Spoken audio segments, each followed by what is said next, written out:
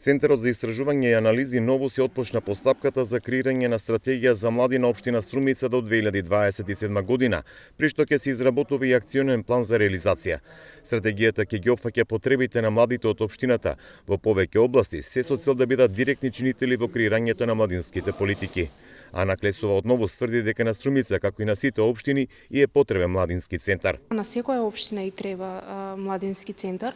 Тоа е пропишено и со Законот за младински политики и младинско учество, но и Europe House Струмица можам да го споменам дека иако не е младински центар, функционира како младински центар само заради потребата на младите кои се наоѓаат кои гравитираат околу Струмица, така да сметам дека секоја општина, вклучувајќи и Струмица, треба да има младински центар. Од општината соопшти дека отпочната постапката. Била распишана јавна набавка за уредување и адаптација на простор во општинската зграда, за што од буџетот се издвоени 6,8 милиони денари.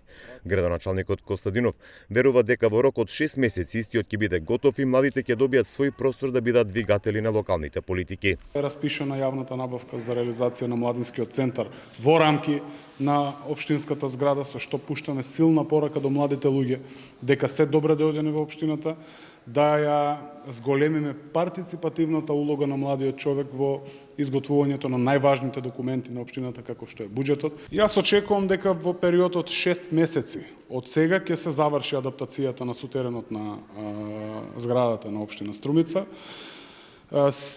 Не можеме да предвидиме различна институција во рамките на општината, туку тоа ќе биде младински центар кој ќе го менаџира општина Струмица и ќе биде отворен за сите млади.